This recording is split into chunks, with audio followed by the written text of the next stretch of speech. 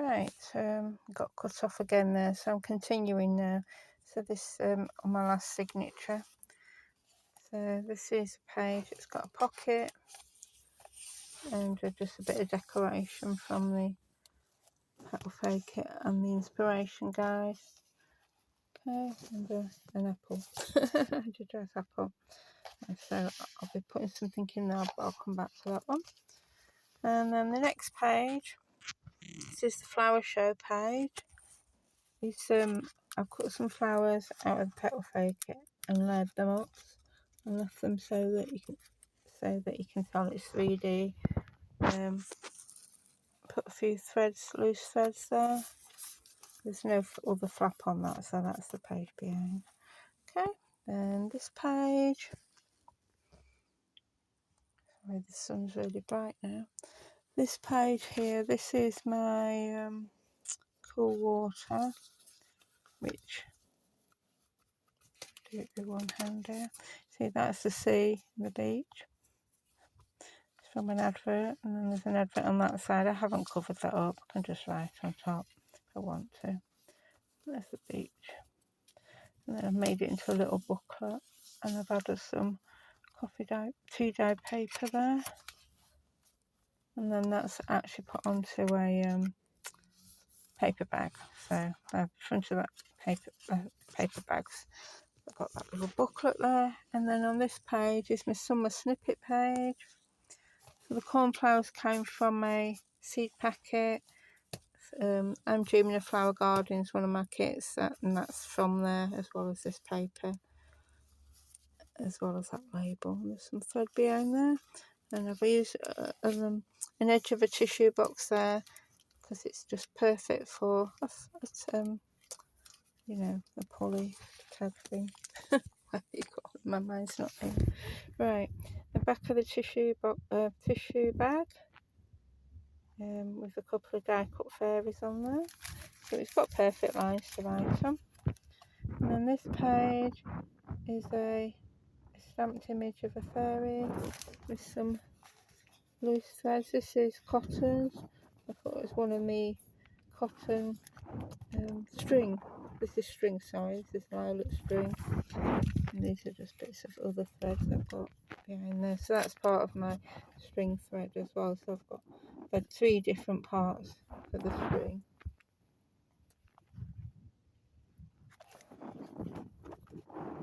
And then over to the back of it, I've got a die cut fairy there, and I've doodled on this page because we had the doodle prompt. Forward again, something to doodle.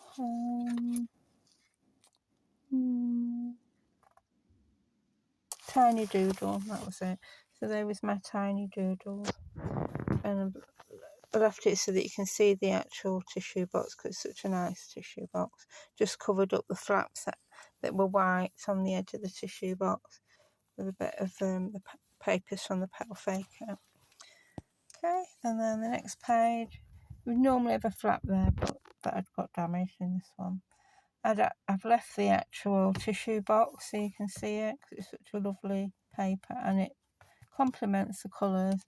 And then I framed this little fairy from the kit, which is the perfect size for this opening, and added a butterfly, which I think that was from the inspiration kit. And then on this side, just take these out of there. There's a pocket there which just fits on perfectly from the kit. And then this is one of the rough texture. I had 3 different sections with that prompt, and this is just a label that's got all rough and ready. It didn't want to come off when I soaked it, and when it did, it came off torn, but I thought, well, so you've got a rough texture prompt, I'll keep it. So I stuck it onto some tea dye paper, and so it's all rough because it's sort of screwed up and broken. And then I've just got a few little things in there, so a little bit of writing space. One of my masterboard tags there, just backed with one of the papers from the kit. Another random fairy that I got from somewhere. And then that's one of my faux tea bags. So you've got your secret writing space in there. And and I put a string on it just like you do with tea. I actually did save a string from a tea bag, but I haven't used that. I meant to put that on there. But anyway, and I've done it with a paper clip so you can open it and write inside. So that's that one. And then the back page, there's a pocket there, which is from the flap of a tissue box, as you might have known. And then I've just collaged the back with all bits that was left over from the inspiration kit. And this was just from a jar tahini. And I just thought, why not stick it on there? So that's collage there. And then this is another prompt. This was is it blue sky? I'm not sure now. I think it was something blue sky. Just used a tissue box there and decorated it.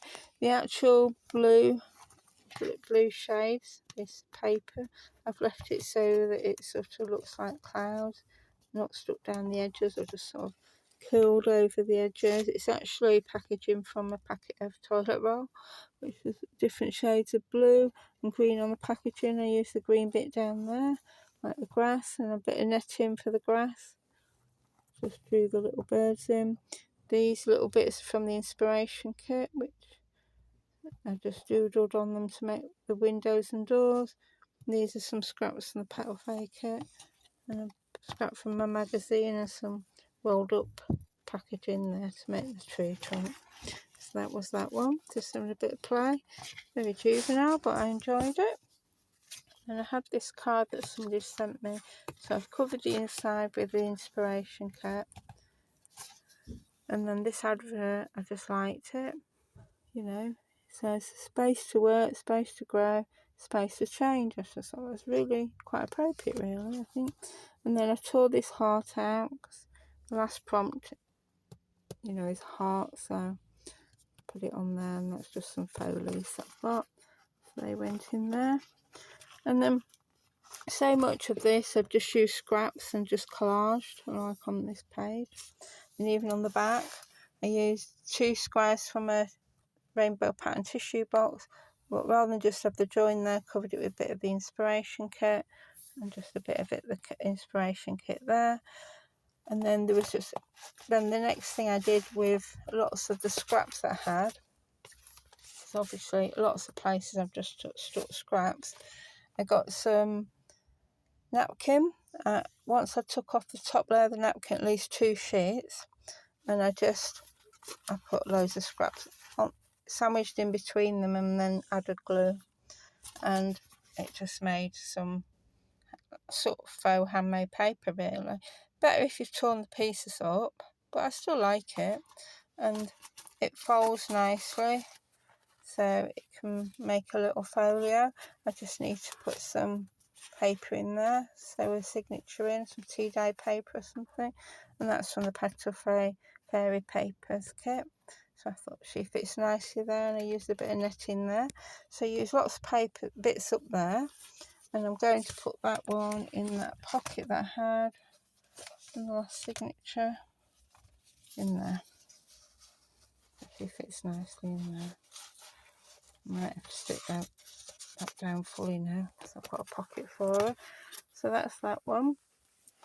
Oops, and then I had some more scraps left over, so I had an experiment sticking them between a kitchen towel.